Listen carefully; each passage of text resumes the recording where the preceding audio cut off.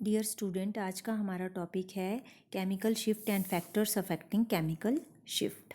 तो हमने स्टूडेंट्स ये पढ़ लिया था कि आपका प्रिंसिपल क्या है प्रोटॉन एनएमआर का, और दूसरी चीज़ हमने की थी कि equivalent and non equivalent protons क्या होते हैं।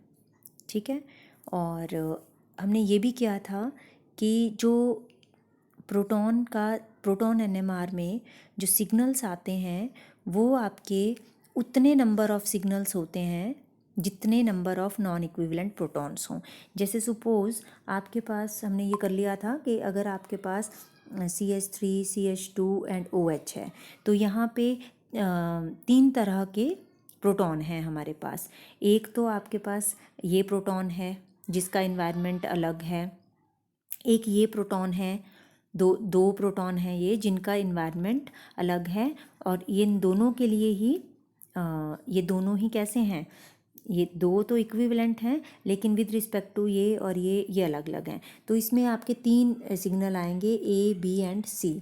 एक इन प्रोटॉन्स की वजह से, इन 3 प्रोटॉन की वजह से, एक इन 2 प्रोटॉन की वजह से, और एक इस प्रोटॉन की वजह से। तो यहाँ पे प्रोटॉन एनएमआर में हमारे पास 3 सिग्नल होंगे। तो जैसे मान लो 3 सिग्नल इस तरह से आए, 1 2 एंड 3 सिग्नल। तो यहाँ पे जब भी सिग्नल आता है तो हम किसी के रेफरेंस में उसको देखते हैं। ठीक है, और वो रेफरेंस क्या होता है हमारे पास, TMS। और TMS क्या है, वो होता है टेट्रामिथाइल सिलेन। टेट्रामिथाइल सिलेन। तो टेट्रामिथाइल सिलेन में SI, टेट्रा मतलब 4 मिथाइल ग्रुप हैं, CH3 and CH3 and CH3।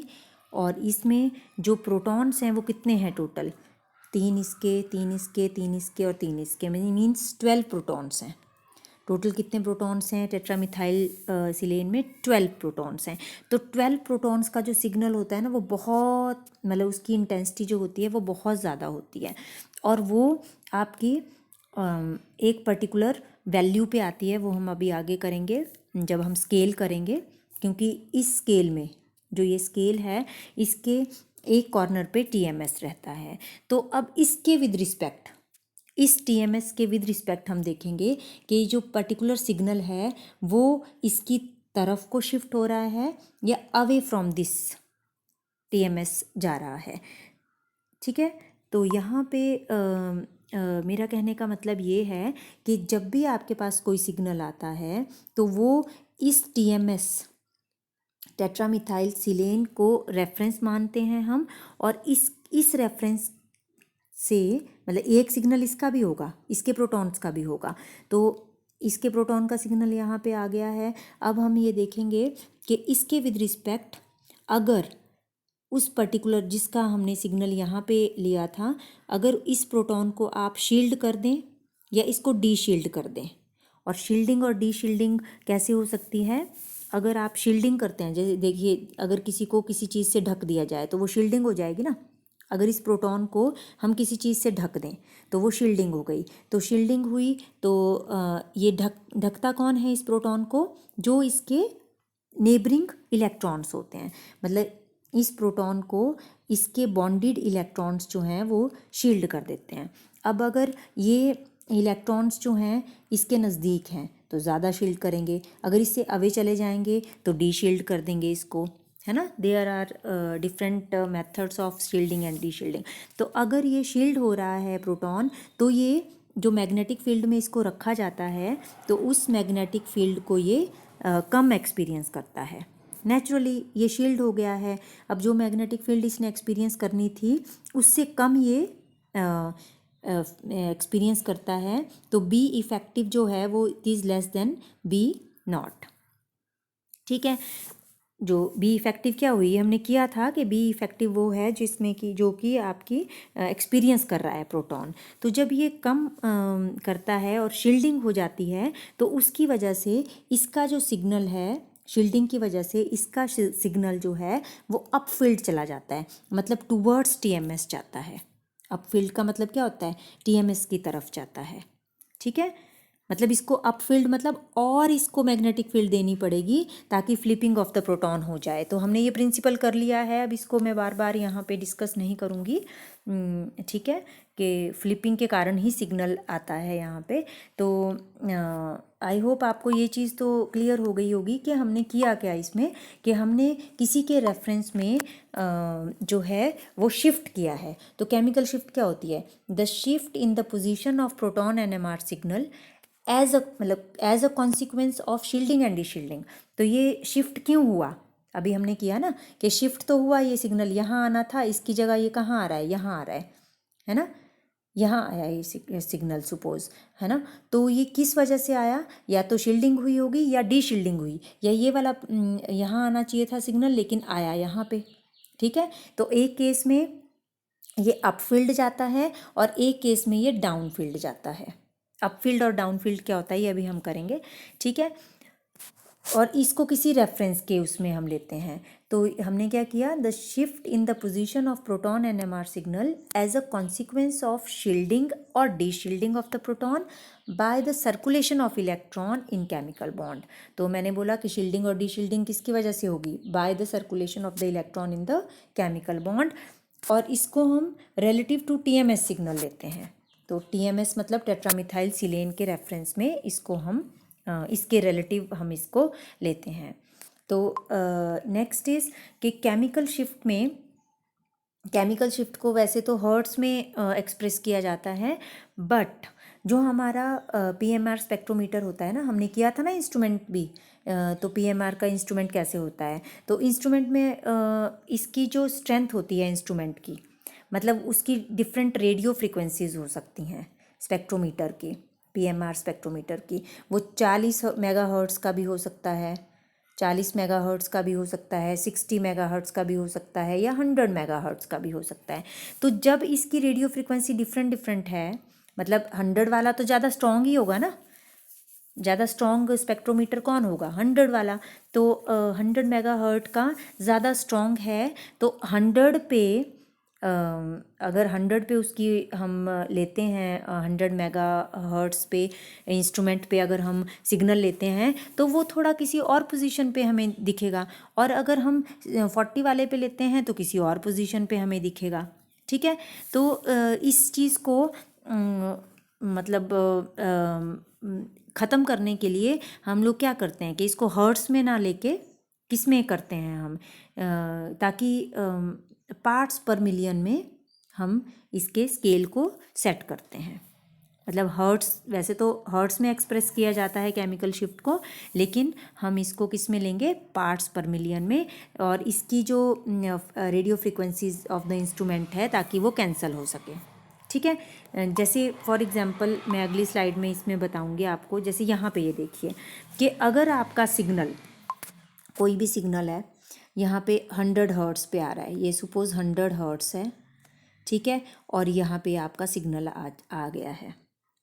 ठीक है, टीएमएस का सिग्नल सपोज यहाँ पे है, और ये 100 हर्ट्ज़ पे आपका प्रोटॉन का सिग्नल आ रहा है जिसके आपने फाइंड आउट करना है।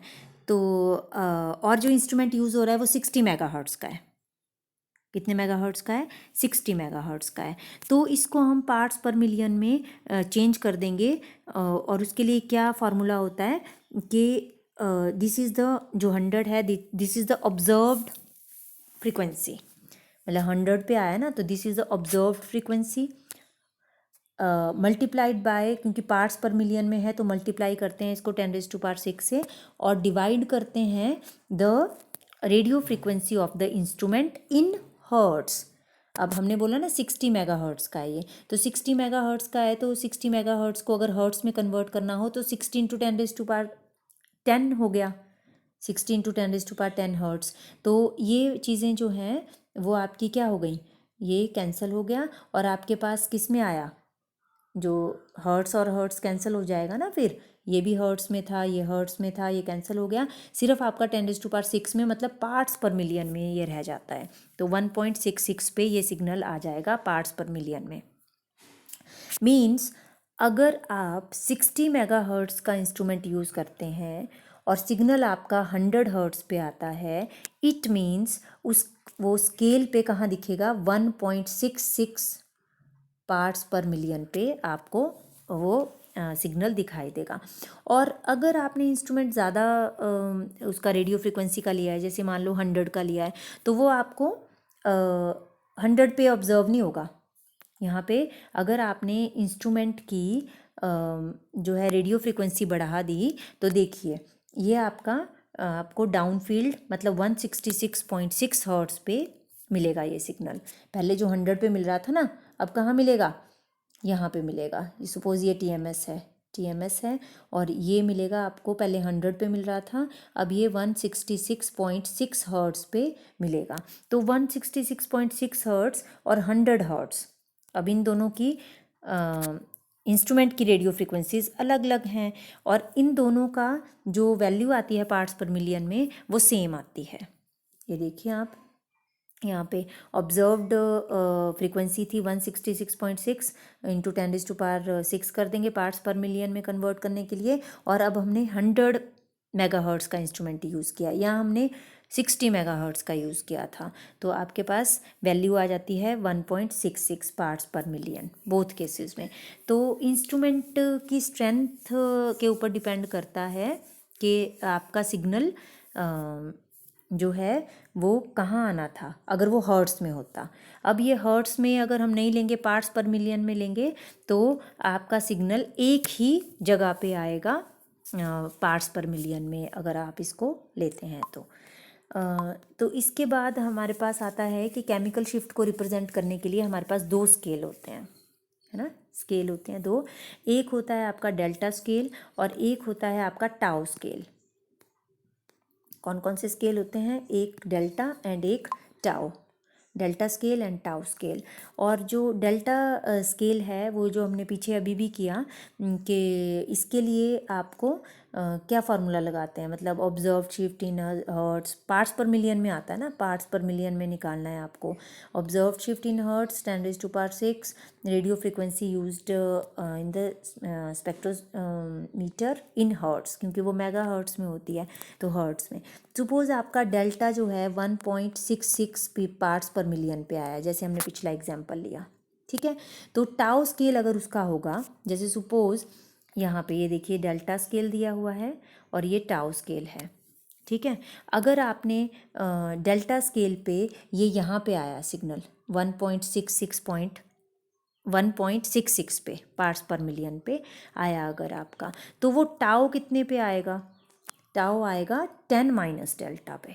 टाउ कितने पे आएगा, 10 माइनस डेल्टा, मतलब 10 में से अगर आप 1.66 माइनस कर देते हैं तो 10.00 1.66, तो आपके पास आ जाता है 438 8.34 पे आपका ये सिग्नल आएगा, ठीक है। तो यहाँ पे 8.34 और 1.66 एक ही चीज़ है, फ़र्क कहाँ है, स्केल देखना पड़ेगा आपको कि डेल्टा स्केल था कि टाउ स्केल था, सिग्नल तो वहीं पे ही आएगा। 8 मतलब यहाँ पे 8.34 और 1.66 एक ही बात है, लेकिन यहाँ पे आपने देखा है कि स्केल कौन सा है, टाउ स्केल होगा तो 10 पे TMS होता है ना। यहाँ पे एक चीज़ और है ध्यान रखने वाली कि जो TMS का सिग्नल होता है, टेट्रामिथाइलसिलेन का सिग्नल होता है, वो उसके लिए डेल्टा किस पे होता है, डेल्टा की वैल्यू इज इक्वल टू 0 और टाउ की value is equal to 10, tau 10 है ना, TAU टाउ और 10 ऐसे याद रखना है आपने, टाउ 10, ठीक है। टाउ स्केल पे TMS का सिग्नल 10 वैल्यू पे आता है, 10 पे, ठीक है। और अगर शील्डेड प्रोटॉन है, अभी हमने किया कि शील्डेड अगर प्रोटॉन होते हैं तो वो अपफील्ड सिग्नल देता है, ठीक है। सपोज कोई प्रोटॉन है अभी ऐसे ही पड़ा हुआ है ना, तो उसका सिग्नल जो है वो यहाँ आना था TMS से, अगर वो नेकेड है तो। लेकिन अगर ये शील्डेड हो गया, किसी भी वजह से शील्ड हो सकता है ये, वो अभी हम फैक्टर्स करेंगे ना तब पता चलेगा। तो अगर ये शील्ड हो गया तो अब ये शील्डेड प्रोटॉन जो है वो अपफील्ड सिग्नल देता है। अपफील्ड मतलब इसका सिग्नल जो है वो शिफ्ट हो जाएगा टुवर्ड्स द टीएमएस, उसको बोलते हैं अपफील्ड। अपफील्ड मतलब वो या तो 2 पे देगा, 3 पे देगा, कितने पे भी दे सकता है, पर 5 से कम पे कितना शील्डेड है उसके ऊपर डिपेंड करेगा। ठीक है, तो ये इसने शिफ्ट कर लिया अपने आप को, तो इसको बोलते हैं केमिकल शिफ्ट। क्लियर हुई बात? तो यहाँ पे शील्डेड प्रोटॉन जो है वो अपफील्ड सिग्नल देते हैं और डी शील्डेड प्रोटॉन जो है वो डाउनफील्ड सिग्नल देते हैं। तो इसके लिए रीज़न तो बच्चे मैंने बता दिया हुआ है आपको कि शील्डेड प्रोटॉन जो होते हैं वो मैग्नेटिक फील्ड कम एक्सपीरियंस कर रहे हैं, ठीक है, और फ्लिपिंग ऑफ द प्रोटॉन के लिए उसको ज़्यादा मैग्नेटिक फील्ड चाहिए एज़ कम्पेयर टू मतलब ज़्यादा चाहिए क्योंकि शील्ड हो चुका है वो, तो इसलिए ये रीज़न होता है। और डी शील्डेड अगर प्रोटॉन है तो डाउन फील्ड सिग्नल देता है वो। डाउन फील्ड मतलब उसमें डेल्टा की वैल्यू ज़्यादा होती है और टाउ की वैल्यू कम होती है। डाउन फील्ड मतलब टीएमएस से ऑपोजिट डायरेक्शन में जाएगा वो, टीएमएस की तरफ नहीं जाएगा, वो ऑपोजिट साइड में जाएगा। तो देखिए 2 चीज़ें हमने यहाँ पे पढ़ी कि अगर शील्डेड प्रोटॉन्स होंगे तो वो अपफील्ड सिग्नल देंगे, डी शील्डेड प्रोटॉन अगर होगा तो वो डाउन फील्ड होगा। यहाँ पे भी लर्निंग टेक्निक क्या है, देखिए टाउ 10 से हमने याद किया था, टाउ 10 टीएमएस, ठीक है। दूसरी चीज़ आपने याद रखनी है कि डी शील्डेड प्रोटॉन्स हमेशा डाउन फील्ड, डी से याद रखना है, D shielded proton down field signal देते हैं, ठीक है। और डाउन फील्ड में भी जो डेल्टा होगा that is higher. Downfield में again delta D is higher. यहाँ पे डी और डी अगर आप करेंगे तो delta is higher, delta is higher for downfield. ये चीज़ें ध्यान में रखनी पड़ेंगी आपको क्योंकि जब आप सिग्नल रीड करेंगे वहाँ पे इनका इफ़ेक्ट आपको पता चलेगा आगे जब हम करेंगे आगे आप, ठीक है। एक क्वेश्चन और बनता है यहाँ पे, वो क्वेश्चन है कि reason for taking TMS as a reference compound, मतलब आपने टीएमएस को ही क्यों लिया रेफरेंस। रेफरेंस मतलब यहाँ पे लिया ना आपने, ये स्केल था आपका जिसमें कि यहाँ पे डेल्टा जो है वो 0 पे टीएमएस को लिया, टीएमएस। तो टेट्रामिथाइल सिलेन मैंने अभी किया कि सिलेन आपका नीचे है, सिलेन कार्बन फैमिली का मेंबर है और सिलेन के साथ CH3 और CH3 लगे हैं। तो प्रोटॉन कितने हैं, 12 equivalent protons are there. How many protons are there, 12 hydrogens are there. और 12 हाइड्रोजन जो है वो बहुत ही ज़्यादा इंटेंस पीक देती हैं। इंटेंस मतलब बहुत बड़ी पीक देंगी। तो जब कोई बड़ी एक क्लास है उसमें जो सबसे लंबा वाला लड़का होगा वो तो अलग ही दिखेगा ना, ठीक है। तो ये वही मतलब है कि सबसे लंबा वाला सिग्नल हम बोल देंगे कि ये टीएमएस का सिग्नल है, उसको आइडेंटिफाई करने की आपको ज़रूरत नहीं पड़ेगी, उसके रेफरेंस में आपने अदर सिग्नल्स देखने हैं, ठीक है। तो एक रीज़न तो ये है कि हमने टीएमएस क्यों लिया। दूसरा रीज़न ये है कि ये नॉन टॉक्सिक लिक्विड होता है। थर्ड कि ये इनर्ट केमिकल नेचर का होता है। इनर्ट नेचर का है तो मतलब किसी के साथ रिएक्ट नहीं करेगा, जो दूसरा ऑर्गेनिक कंपाउंड जो भी आपने लिया है उसके साथ रिएक्ट नहीं करेगा। इसका लो बॉइलिंग पॉइंट होता है, तो इससे क्या फ़र्क पड़ता है कि जब आपने रिएक्शन कर लिया मतलब आपने NMR ले लिया तो टीएमएस को बॉईल कर दो और आपके पास ऑर्गेनिक कंपाउंड वैसे का वैसा ही आ जाएगा, प्योर, ठीक है। और all hydrogen atoms are chemically equivalent. देखिए CH3 इक्विवेलेंट मतलब सबका इन्वायरमेंट सेम है, इन हाइड्रोजन का भी मतलब all the 12 hydrogens have similar environment and therefore they are chemically equivalent. और उसके बाद है कि इसका सिग्नल जो है is outside the range shown by most of the protons. Means हमेशा हमें ये देखिए डेल्टा 0 पे ही दिखाएगा। मोस्ट ऑफ द प्रोटॉन जो हैं डेल्टा 0 से अपर ही रेंज में आते हैं। टीएमएस का सबसे मतलब यहाँ पे डेल्टा 0 पे वैल्यू देता है या टाउ 10 पे देता है। अब ये भी है कि the signal given the chemical shift is given the chemical shift of delta 0 and tau 10 पे दे देता है ये। और position of all other signals is measure relative to the TMS. तो बाकी सिग्नल्स की हम किसके रिलेटिव देखते हैं कि टीएमएस से क्या हो रहा है, शिफ्ट कहाँ को जा रहा है, अप फील्ड जा रहा है, डाउन फील्ड जा रहा है, ठीक है, कहाँ जा रहा है सिग्नल। अब फैक्टर्स कौन कौन से हैं जो केमिकल शिफ्ट को अफेक्ट करते हैं। देखिए, एक तो हमने कर दिया कि शील्डिंग हो गई, डी शील्डिंग हो गई, डी शील्डिंग से डाउन फील्ड जाएगा, डाउन फील्ड में डेल्टा की वैल्यू हाई होगी, है ना। हमने पीछे किया ना अभी कि ये स्केल है, ये स्केल है, सपोज यहाँ टीएमएस आया, डेल्टा इज इक्वल टू 0, ठीक है। आपने जब क्वेश्चन देखना है एग्ज़ाम में तो आपने ध्यान से देखना है कि आपको जो सिग्नल की टीएमएस की वैल्यू या आपको प्रोटॉन एनएमआर की में जो वैल्यू दी हुई है वो डेल्टा स्केल में दी है कि टाउ में दी है, ठीक है। और अगर डेल्टा में दी हुई है तो डेल्टा मीन्स टीएमएस कहाँ आएगा, 0 डेल्टा पे आएगा। और अगर आपका डेल्टा बढ़ता रहेगा 1 2 3 4 5 6 7 और 10 तक जाएगा, 10 तक आपके सारे प्रोटॉन आ जाते हैं। सपोज़ आपके प्रोटॉन यहाँ पे आना था सिग्नल, लेकिन आया यहाँ पे, आना था यहाँ पे, आया यहाँ पे, इसका मतलब वो क्या हुआ, कहाँ गया ये, डाउन फील्ड गया। कहाँ गया ये, डाउन फील्ड। मतलब उस प्रोटॉन की पक्का डी शील्डिंग हुई होगी, down field, D shielding, delta high, delta high. Clear हो गया। तो अब नेक्स्ट है कि कौन कौन से फैक्टर हैं जो केमिकल शिफ्ट को अफेक्ट करते हैं। तो फर्स्ट फैक्टर होता है इंडक्टिव इफेक्ट। तो इंडक्टिव इफेक्ट नहीं बताने की ज़रूरत नहीं है, फर्स्ट ईयर में हमने पढ़ा हुआ है। इंडक्टिव इफेक्ट जो है वो इलेक्ट्रोनेगेटिविटी डिफरेंस की वजह से होता है।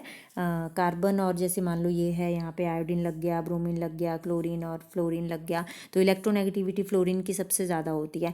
तो ये क्या करेगा, अपनी तरफ को इलेक्ट्रॉन ले लेगा इंडक्टिव इफेक्ट से, और कार्बन से भी लेगा तो नेचुरली हाइड्रोजन से भी लेगा। ये तीनों प्रोटॉन जो हैं वो इक्विवेलेंट हैं, इन तीनों का इन्वायरमेंट सेम है, तो देंगे तो ये एक ही सिग्नल। लेकिन डेल्टा की वैल्यू ये देखिए इसमें कहाँ पे दे रहा है ये सिग्नल। अगर फ्लोरीन इसके साथ लग जाता है तो देखिए, अगर इसके साथ फ्लोरीन नहीं लगा हुआ है तो इसने, ये टीएमएस है जो कि डेल्टा इज इक्वल टू 0 पे वैल्यू देता है। अब ये 1 है तो इसने 1 पे सिग्नल देना था, 1 2 3, है ना, यहाँ सिग्नल देना था इसने। अगर कोई भी यहाँ पे क्या नहीं लगा हुआ है, फ्लोरीन नहीं लगा है, मीथेन है सिर्फ, तो इसने यहाँ पे सिग्नल देना था 1 वैल्यू पे, 1 ppm पे। लेकिन फ्लोरीन के लगने पे क्या हुआ, इसने 4.3 पे सिग्नल दिया, मीन्स 4.3 यहाँ सिग्नल दिया। तो कहाँ गया ये सिग्नल, कहाँ शिफ्ट हुआ, डाउन फील्ड। कहाँ शिफ्ट हुआ, डाउन फील्ड शिफ्ट हुआ। इट मीन्स इसकी क्या हुई होगी, डी शील्डिंग होगी, डी शील्डिंग हुई होगी। डी शील्डिंग कैसे हुई, डी शील्डिंग कैसे हुई, डी शील्डिंग हुई, शील्ड नहीं कर रहे हैं अब इसको ये वाले इलेक्ट्रॉन्स, जो इलेक्ट्रॉन यहाँ कार्बन के साथ ये वाले लगे हुए हैं, तो फ्लोरीन ने क्या किया, फ्लोरीन ने इन इलेक्ट्रॉन को भी खींचा और इन इलेक्ट्रॉन को भी खींच लिया। तो ये प्रोटॉन जो है वो क्या हो गया, डी शील्ड हो गया। मतलब ये वाले इलेक्ट्रॉन जो इसको पहले शील्ड कर रहे थे तो ये तो इसकी तरफ आ गए, तो ये प्रोटॉन कैसा हो गया, नेकेड की तरह हो गया। तो ये डाउन फील्ड गया, डी शील्ड हुआ और डेल्टा की वैल्यू ज़्यादा पे आई। क्लियर हुआ। तो यहाँ पे अगर आयोडीन होता है, अब इलेक्ट्रोनेगेटिविटी डिफरेंस पे डिपेंड करता है, कम इलेक्ट्रोनेगेटिविटी होगी तो कम पे आई, देखो 2.2 पे आई, 2.7 पे आई, 3 पे आई, एंड देन जैसे जैसे इलेक्ट्रोनेगेटिविटी बढ़ी वैसे वैसे डेल्टा की वैल्यू भी बढ़ती रही, ठीक है।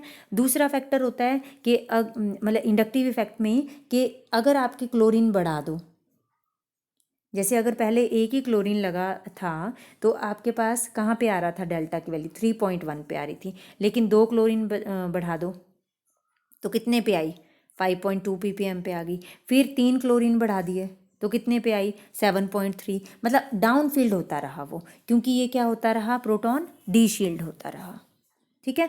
तो this is the effect of inductive effect on the मतलब केमिकल शिफ्ट। तो केमिकल शिफ्ट में आप ये बोल सकते हैं कि electron withdrawing group reduces the electron density. आप क्या बोल रहे हैं इसमें कि इलेक्ट्रॉन विड्रॉइंग ग्रुप जो होता है that reduces the electron density around the proton and deshield the proton. Naturally deshield करेगा electron withdrawing group. On the other hand अगर इलेक्ट्रॉन रिलीजिंग ग्रुप है तो वो क्या कर देगा, that increases the electron density around the proton and there is shielding. Clear हो गया, ठीक है। तो ये है इंडक्टिव इफेक्ट का affect on the chemical shift. Then आ जाता है आपका स्टीरिक इफेक्ट, उसको आप वैन डर वाल्स डीशिल्डिंग भी बोलते हैं। अब देखिए, जब आप स्टीरिक इफेक्ट की या वैन डर वाल्स की बात करते हैं तो स्टीरिक इफेक्ट जो है या वैन डर वाल्स इफेक्ट जो है वो स्टीरिक हिंड्रेंस की वजह से होता है। अब ये देखिए, इस वाली स्ट्रक्चर में अगर हम इस प्रोटॉन की बात कर रहे हैं तो इस प्रोटॉन के नेबर में ये OH ग्रुप लगा हुआ है, चलो ये तो यहाँ पे भी लगा हुआ है, लेकिन यहाँ पे क्या हुआ कि जो CH3 ग्रुप यहाँ था, अब ये CH3 यहाँ पे हाइड्रोजन की जगह क्या ग्रुप लग गया, CH3 ग्रुप लग गया। हाइड्रोजन की जगह यहाँ पे क्या लग गया है, CH3। तो CH3 जब बल्कियर ग्रुप लगा तो स्टीरिक हिंड्रेंस हो गई। स्टीरिक हिंड्रेंस की वजह से क्या हो जाएगा बच्चे, ये जो है इसको धकेलेगा, ये इसको क्या करेगा, आगे को शिफ्ट करेगा। तो जब शिफ्ट कर रहा है ये इस प्रोटॉन को तो यहाँ पे आपकी क्या हो जाएगी, मतलब एक तरह से इसको धकेला तो यहाँ पे जो ये वाले इलेक्ट्रॉन हैं इनसे ये प्रोटॉन कैसा हो जाएगा, इनसे ये प्रोटॉन डी शील्ड हो जाएगा और ये डाउन फील्ड जाएगा। तो डेल्टा की वैल्यू बढ़ेगी, 3.65 पे हो गई 3.43 से। ठीक है, तो स्टीरिक इफेक्ट की वजह से भी क्या होती है, डी शील्डिंग होती है। स्टीरिक इफेक्ट की वजह से भी क्या होगी, डी शील्डिंग हो जाती है। तो जब आप इसको ध्यान से अगर देखिए, इसको विजुलाइज करने की ज़रूरत है आपको। ठीक है, देयर इज़ जो स्टीरिक हिंड्रेंस है उससे वैन डर वाल्स रिपल्शंस हो जाती हैं, हम ये भी बोल सकते हैं ना, तभी इसको van der Waals D shielding बोला, क्योंकि वैन डर वाल्स रिपल्शन हो रही है, रिपेल कर रहा है ये वैन डर वाल्स फोर्सेस की वजह से। वैन डर वाल्स तो स्पेस में होती हैं, क्योंकि स्पेस में हुई ना वैन डर वाल्स फोर्सेस, तो बॉन्डेड तो है नहीं, स्पेस में है वो। ठीक है, और जो है वो electron cloud of the bulkier group जो है that will tend to repel the electron cloud surrounding the proton. तो ये जो इसका इलेक्ट्रॉन क्लाउड होगा बल्कियर ग्रुप का, ये इसके इलेक्ट्रॉन क्लाउड को धकेल देगा परे। जब इसको परे धकेल दिया तो ये प्रोटॉन क्या हो गया, डी शील्ड हो गया। ये प्रोटॉन क्या हो गया, डी शील्ड हो गया। इन इलेक्ट्रॉन की वजह से ये शील्डेड था प्रोटॉन, लेकिन इसके इलेक्ट्रॉन्स ने इन इलेक्ट्रॉन को रिपेल कर दिया, इनको रिपेल किया तो ये प्रोटॉन क्या हो गया, डी शील्ड हो गया और डाउन फील्ड गया। वैसा ही यहाँ पे भी हुआ, अगर आपका CH3 ग्रुप लगा हुआ है, इस प्रोटॉन को देखना है तो 7.10 पे 10 पे आया, लेकिन अगर आपका बल्कियर ग्रुप लग गया, CH3 की जगह ये ग्रुप लग गया टर्शरी, तो क्या हो जाएगा, ये 7.27 पे आ जाएगा, क्योंकि इस बल्कियर ग्रुप के इलेक्ट्रॉन क्लाउड ने इन वाले इलेक्ट्रॉन्स को अवे कर दिया और इसको क्या कर दिया, डी शील्ड कर दिया। डी शील्ड डाउन फील्ड गया और डेल्टा की वैल्यू बढ़ गई। ठीक है, वैसा ही यहाँ पे हुआ, जो ये वाले प्रोटॉन को अगर आप देखें नेप्थलीन में तो यहाँ पे डेल्टा की वैल्यू 7.73 पे आनी थी इस प्रोटॉन की, लेकिन अगर यहाँ पे बल्कियर ग्रुप आ गया हाइड्रोजन की जगह तो क्या हो गया, ये वैल्यू आपकी बढ़ गई, डेल्टा की 8.53 पे आ गई ये वैल्यू। इसमें टाओ में उल्टा होगा फिर, है ना, टाओ में वैल्यू घटती है डी शील्डिंग से, ये ध्यान रखना है आपने। देन अगला जो इफेक्ट होता है दैट इज़ हाइड्रोजन बॉन्डिंग। तो हाइड्रोजन बॉन्डिंग में भी ये देखिए आप, हाइड्रोजन बॉन्डिंग होती क्या है, hydrogen bonding is the bonding between hydrogen and the electronegative atom, होती है ना। तो इलेक्ट्रोनेगेटिव के बीच में है तो ये इलेक्ट्रोनेगेटिव तो इसको खींच लेगा और मतलब इसके सराउंडिंग में जो भी इलेक्ट्रॉन का क्लाउड होगा उसको अपनी तरफ अट्रैक्ट कर लेगा, अपनी तरफ अट्रैक्ट किया तो ये क्या हो जाएगा, डी शील्ड हो जाएगा नेचुरली। ठीक है, डी शील्ड हो जाता है बिकॉज ऑफ हाइड्रोजन बॉन्डिंग। और इवन यहाँ पे हाइड्रोजन बॉन्डिंग को हम दो तरह से डिस्कस करेंगे। एक ये आपकी, क्योंकि हाइड्रोजन बॉन्डिंग दो तरह की होती है ना, एक इंटरमॉलिक्यूलर होती है और एक इंट्रामॉलिक्यूलर होती है। अगर फिनोल की बात करें तो फिनोल में दूसरे फिनोल के साथ जब हाइड्रोजन बॉन्डिंग बनाएगा ये दूसरे फिनोल के साथ, तो यहाँ पे क्या होगा, यहाँ पे ये हाइड्रोजन बॉन्डिंग जो हुई वो इंटरमॉलिक्यूलर हाइड्रोजन बॉन्डिंग हुई। तो इंटरमॉलिक्यूलर हाइड्रोजन बॉन्डिंग जो होती है वो कंसंट्रेशन के ऊपर डिपेंड करती है।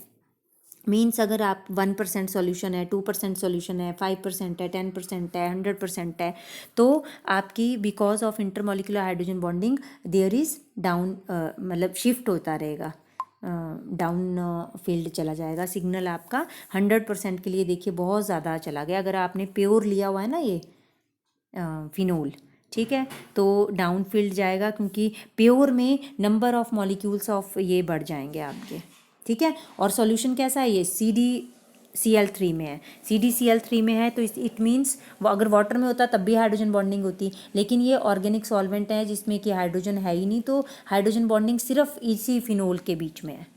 ध्यान रखना है इन चीज़ों का।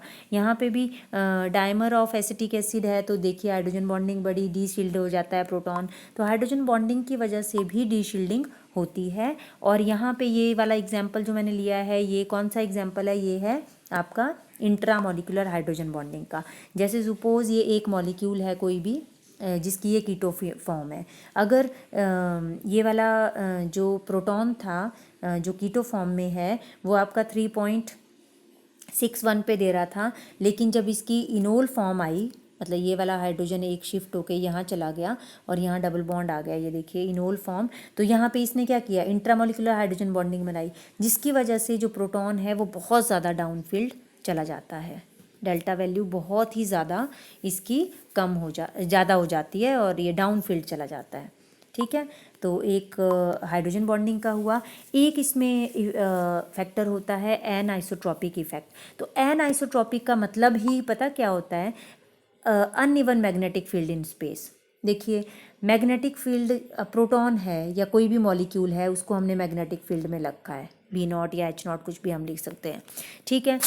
अब अगर कोई भी मॉलिक्यूल ये में प्रोटॉन जो है वो अनइवन मैग्नेटिक फील्ड एक्सपीरियंस कर रहा है, अनइवन मतलब इवन नहीं कर रहा है, कि अगर वो प्रोटॉन जो है वो यहाँ जैसे है अंदर की तरफ को, तो वो कम करेगा या ज़्यादा करेगा या शील्डेड होगा या डी शील्डेड होगा, है ना। तो इसको आप एन आइसोट्रॉपिक इफेक्ट को जो है वो आप स्पेस इफेक्ट भी बोल सकते हैं, कि स्पेस में क्या हो रहा है प्रोटॉन को। देखिए एक तो था कि डायरेक्ट केमिकल बॉन्डिंग हुई, दूसरा ये था कि वेंडरवॉल्स बॉन्डिंग हुई, ठीक है, तीसरा था हाइड्रोजन बॉन्डिंग हुई। अब स्पेस इफेक्ट में क्या होगा कि वो अनइवन मैग्नेटिक फील्ड जो है एक्सपीरियंस करेगा प्रोटॉन, उसको आप एनाइसोट्रॉपिक इफेक्ट बोलते हैं या स्पेस इफेक्ट बोलते हैं, और that is produced by the circulation of the pi electron under the influence of the applied magnetic field. तो पाई इलेक्ट्रॉन की सर्कुलेशन की वजह से होता है ये, ठीक है। और different regions of the space are characterized by different magnetic field. Again वही बात है कि अनइवन मैग्नेटिक फील्ड एक्सपीरियंस करते हैं अलग अलग स्पेस में। मतलब स्पेस में प्रोटॉन जैसे मान लो प्रोटॉन अगर यहाँ जैसे है तो अलग मैग्नेटिक फील्ड एक्सपीरियंस करेगा, अगर यहाँ है तो अलग करेगा। अभी हम एग्जाम्पल भी लेंगे, ठीक है। तो इसमें जो है जो प्रोटॉन है वो एक्चुअली 3 डिफरेंट तरह की फील्ड्स को जो एक्सपीरियंस करता है। एक तो अप्लाइड फील्ड नेचुरली जिसमें आपने ये प्रोटॉन को रखा है, एक करता है induced magnetic field by the sigma electron, है ना, कि सिग्मा इलेक्ट्रॉन मतलब ये हाइड्रोजन जो है मान लो कार्बन के साथ फ्लोरीन के साथ लगा हुआ है, तो ये हुआ सिग्मा बॉन्ड के सिग्मा इलेक्ट्रॉन्स की वजह से इसने क्या इंड्यूस्ड मैग्नेटिक फील्ड हुई जो इंड्यूस हो रही है due to the circulation of the electrons. तो अगर सिग्मा इलेक्ट्रॉन सर्कुलेट कर रहे हैं और उसकी वजह से कोई मैग्नेटिक फील्ड बन रही है नहीं, तो उसको बोलेंगे इंड्यूस्ड मैग्नेटिक फील्ड। और थर्ड तरह की होगी कि induced magnetic field by the pi electrons, के पाई इलेक्ट्रॉन सर्कुलेट कर रहे हैं और उसकी वजह से कोई मैग्नेटिक फील्ड बन रही है अराउंड द प्रोटॉन, तो वो ही induced magnetic field by the pi electrons. तो इसमें 3 तरह के एक्सपीरियंस करेगा। अब ये देखिए ये एग्जाम्पल है आपका एक कौन से मॉलिक्यूल का, CH2 और यहाँ पे भी CH2 का एग्जाम्पल है। और अगर हम इन प्रोटॉन्स की बात करें, यहाँ पे इन प्रोटॉन की बात करें हम, तो हुआ क्या कि मैग्नेटिक फील्ड में रखा हमने इसको और चारों के चारों प्रोटॉन्स इक्विवेलेंट हैं, है ना। तो हमने ये देखना है कि ये जो है इन पाई इलेक्ट्रॉन की वजह से पूरी की पूरी मैग्नेटिक फील्ड एक्सपीरियंस कर रहे हैं कि नहीं, ठीक है। तो पाई इलेक्ट्रॉन में इंड्यूस्ड फील्ड जो है वो इंड्यूस्ड फील्ड ये है इंड्यूस्ड मैग्नेटिक फील्ड, ये तो थी अप्लाइड मैग्नेटिक फील्ड, ये है इंड्यूस्ड मैग्नेटिक फील्ड, ठीक है, जो पाई इलेक्ट्रॉन की सर्कुलेशन की वजह से जनरेट हुई है। तो यहाँ पे दो तरह का आप एरो देख रहे हैं कि जब ये सर्कुलेट किए इलेक्ट्रॉन्स किसी डायरेक्शन में, तो ये एक फील्ड इन्होंने जनरेट की, इंड्यूस्ड मैग्नेटिक फील्ड। तो ये इंड्यूस्ड मैग्नेटिक फील्ड इस अप्लाइड मैग्नेटिक फील्ड को, ये अप्लाइड थी, तो या तो ये इसको अपोज करेगी या इसको रीइंफोर्स करेगी। देखिए बाहर वाली साइड को ये मैग्नेटिक फील्ड रीइंफोर्स कर रही है और यहाँ अंदर की साइड को ये अपोज कर रही है। तो अंदर की साइड को तो कोई प्रोटॉन है ही नहीं, किस तरफ को है प्रोटॉन, यहाँ है बाहर की तरफ को। तो ये मतलब प्रोटॉन जो है वो इंड्यूस्ड फील्ड जो है that reinforce the external field, ये एक्सटर्नल फील्ड थी, इसको ये रीइंफोर्स कर रहा है। तो जब रीइंफोर्स करती है इंड्यूस्ड मैग्नेटिक फील्ड तो डी शील्डिंग होती है। क्या होती है? D shielding. मतलब अगर कोई प्रोटॉन इस एरिया में होता तो वो अपोज करनी थी इंड्यूस्ड मैग्नेटिक फील्ड और वो शील्ड हो जाना था प्रोटॉन। अगर इस एरिया में है प्रोटॉन, जैसे यहाँ पे है, तो ये क्या कर रही है, ये रीइंफोर्स कर रही है अप्लाइड फील्ड को, तो ये डी शील्ड हो जाते हैं प्रोटॉन। तो प्रोटॉन कैसे हुए हैं, ये डी शील्ड और डाउन फील्ड जाएंगे। और अगला एग्जाम्पल जैसे मैं लूँ, अगर इसमें ये वाला एग्जाम्पल है CH2 का, C2H4 का भी ले सकते थे, मतलब यहाँ पे भी H होता या R ही लिखा है, कोई बात नहीं। मतलब ये कौन से प्रोटॉन है जिसमें ट्रिपल बॉन्ड है, ठीक है। तो ट्रिपल बॉन्ड में क्या देख रहे हैं आप कि ये भी पाई इलेक्ट्रॉन है, तो इनका एनाइसोट्रॉपिक इफेक्ट कैसा होगा, इनकी भी सर्कुलेशन होगी। जब ये सर्कुलेट करेंगे, वो सर्कुलेट इस वे में करेंगे कि इन्होंने magnetic field, induce magnetic field generate की। अब अप्लाइड मैग्नेटिक फील्ड तो ये थी, अब इस एरिया में अगर कोई प्रोटॉन फॉल कर रहा है तो वो अपोज कर रही है ना इंड्यूस्ड मैग्नेटिक फील्ड, तो जब अपोज करती है तो शील्डिंग हो जाती है। तो अब ये हमने और अगर रीइंफोर्स करती है तो डी शील्डिंग होती है। यहाँ डी शील्डिंग होनी थी इस एरिया में, और इस एरिया में शील्डिंग हो रही है। तो ये प्रोटॉन इस एरिया में प्रेजेंट है, मतलब ये क्या हो रहा है, ये शील्डिंग हो रही है इस प्रोटॉन की। तो शील्ड अगर प्रोटॉन हुआ तो कहाँ जाएगा सिग्नल, अप फील्ड जाएगा। अब आप सोच रहे होंगे कि ये वाला मैंने डायग्राम में इस तरह से रख दिया मॉलिक्यूल को, और इस डायग्राम में, पिछले डायग्राम में मैंने इस तरह से रख दिया मॉलिक्यूल को, है ना। तो मैं या उस डायग्राम में भी तो ऐसे रख सकती थी ना मॉलिक्यूल को, ऐसे करके मैं रख देती, ऐसे करके रख देती, ठीक है। तो ये बच्चे, जब आपका मैग्नेटिक फील्ड में कोई भी मॉलिक्यूल रखा जाता है तो वो अपने आप को या तो एंगल पे, मतलब 90 डिग्री पे अलाइन करता है अपने आप को मॉलिक्यूल, या फिर वो उसके अलोंग, मतलब 180 पे करेगा। तो ये जो है, जो एक्सटर्नल मैग्नेटिक फील्ड है उसमें ओरिएंट करता है मॉलिक्यूल अपने आप को, ठीक है। तो इसलिए मतलब ऐसे अगर ट्रिपल बॉन्ड वाले हैं तो ऐसे ही रहेगा, वो इस तरह से ही रहेगा, और अगर डबल बॉन्ड वाले हैं तो इस तरह से ही रहेगा अप्लाइड मैग्नेटिक फील्ड में मॉलिक्यूल जो है, ठीक है। और इस तरह से जनरेट होगी, इस तरह यहाँ से आएगी, ओपोज करेगी और यहाँ पे रीइंफोर्स करेगी। नेक्स्ट जो है एग्जाम्पल हैं अब सारे के सारे। अब ये एल्डिहाइडिक प्रोटॉन है, ठीक है, सी, यहाँ पे क्या है, ये CORCOH, तो ये डबल बॉन्ड है। इसके पाई इलेक्ट्रॉन सर्कुलेट कर रहे हैं।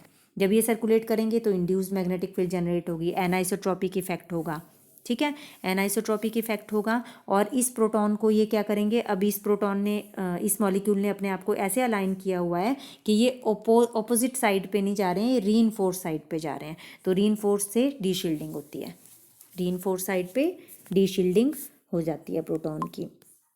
देन नेक्स्ट ये वाला एग्जांपल है बेंजीन का। तो बेंजीन में भी ये वाले एक इलेक्ट्रॉन क्लाउड ऊपर होता है बेंजीन में, है ना, बेंजीन के पाई इलेक्ट्रॉन्स होते हैं ना। अब ये मूव करेंगे तो सर्कुलेशन ऑफ द इलेक्ट्रॉन इस तरह से है, रिंग करंट ये है, और ये इंड्यूस्ड मैग्नेटिक फील्ड है। अगर यहाँ पे कोई प्रोटॉन होता इस एरिया में तो ये क्या होना था, मतलब ये क्या हो जाना था, शील्ड हो जाना था। लेकिन ये कहाँ है, रीइंफोर्स साइड पे है। रीइंफोर्स मतलब ये अप्लाइड मैग्नेटिक फील्ड है और इसी डायरेक्शन में प्रोटॉन भी आ रहा है आपका, ठीक है। तो ये क्या हुआ, डी शील्ड। तो इसीलिए बेंजीन के प्रोटॉन्स जो होते हैं वो डी शील्डेड प्रोटॉन होते हैं। ठीक है। तो ये कुछ एग्जाम्पल थे जिसमें कि हमने केमिकल शिफ्ट को डिस्कस किया और कुछ एग्जाम्पल्स को हमने किया और फैक्टर्स किए कि किस किस के ऊपर आपका जो है प्रोटॉन डाउनफिल जाएगा या अपफिल जाएगा। तो आई होप आपको ये केमिकल शिफ्ट समझ में आ गया है। That's it for today. Thank you so much students.